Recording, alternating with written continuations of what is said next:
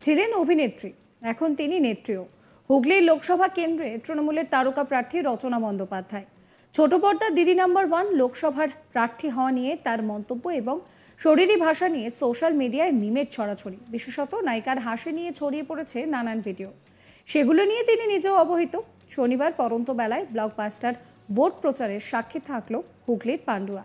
দিদি নাম্বার 1 রচনা বন্দ্যোপাধ্যায়ের জন্য প্রচার করলেন টলিউডের সুপারস্টার দেব। রাজনীতিবিদ হিসেবে অভিজ্ঞ দেব, দুবারের সাংসদ তিনি। এদিকে রচনা এই ময়দানে একেবারেই নতুন। ভোট প্রচার সারতে নানান টিপস দিলেন তিনি। 25 তারিখ প্রচারে বেরিয়ে রচনা সাংবাদিকদের মুখোমুখি হয়ে বলেছিলেন যে সবার প্রচারেই দেব যাচ্ছে, তাঁর প্রচারেও আসবে। যেমন কথা তেমন কাজ।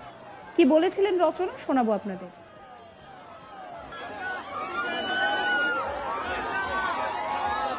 দিদি যাই বলছেন আমি তাতে মিম হয়ে যাচ্ছি। হ্যাঁ, আজকে কি করবি তুই ভাবছি, কোনটা নিয়ে বলা যায় আজকে?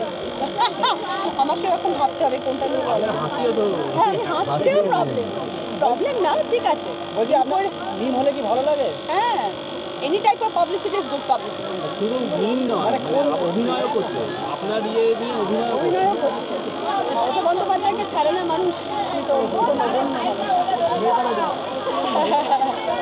ভোটের মৌসুমে সোশ্যাল মিডিয়া জুড়ে শুধুমাত্রই রচনা বন্দ্যোপাধ্যায়কে দেখা যাচ্ছে। শুধু আমাকেই পেলে তোমরা। না ঠিক আছে, আমি কিন্তু খুব আমি ভীষণ পজিটিভ মাইন্ডের মানুষ। আমি সব জিনিস ভীষণ পজিটিভলি দেখি।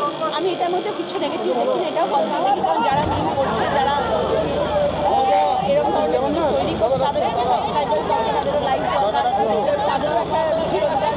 দীপক অধিকারী আসছেন আপনার সঙ্গে প্রচার, দীপক অধিকারী আসছেন, দেব আসছেন। হ্যাঁ, দেব আসছে, এর সব জায়গায় আসছে। বাবা আসবে না দিদি, এক মাসও বাকি নেই। দিদি আপনাকে রাখতে দেখা যাচ্ছে না কোনো সময়? No tension. জয়ের ব্যাপারে কত রাখবেন?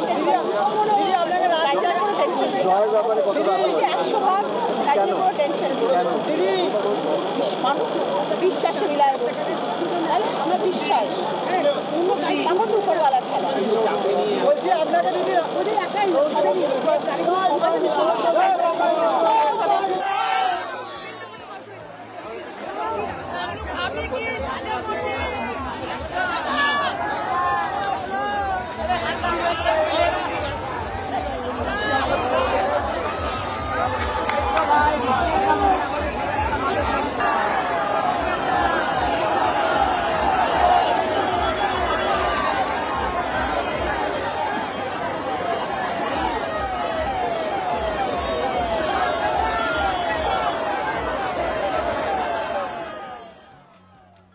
শনিবার শটাং হুগলির দিদি নাম্বার 1 এর প্রচারে হাজির দেব, আর তাকে দেখতে রোদকে উপেক্ষা করে হাজার হাজার মানুষ জড়ো হন। প্রচারের রাস্তা কার্যত থমকে যায় জনজোয়ারে। সকলের মুখে তখন দেব আর দেব। প্রিয় অভিনেতাকে এক ঝলক তাকে দেখা এবং তার সঙ্গে হাত মেলানোর চেষ্টা করেন অনেকেই। সবার উদ্দেশ্যে ভালোবাসা জানান দেব, আর এই ভিডিও রীতিমতন কিন্তু নিজের সোশ্যাল মিডিয়াতে পোস্টও করেছেন, যেখানে দেখা যাচ্ছে প্রচারের ফাঁকে রচনার সঙ্গে নানান আলোচনা করছেন তিনি।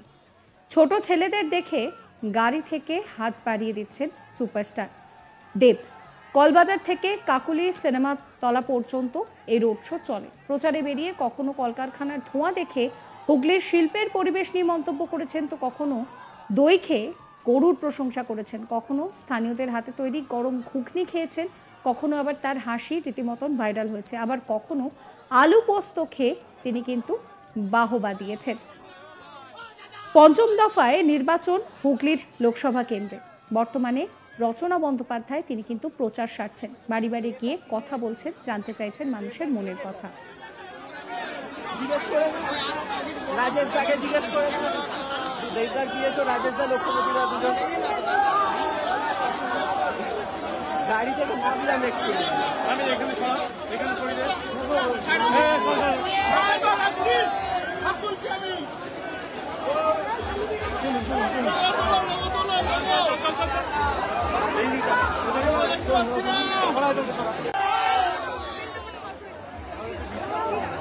আপনি কি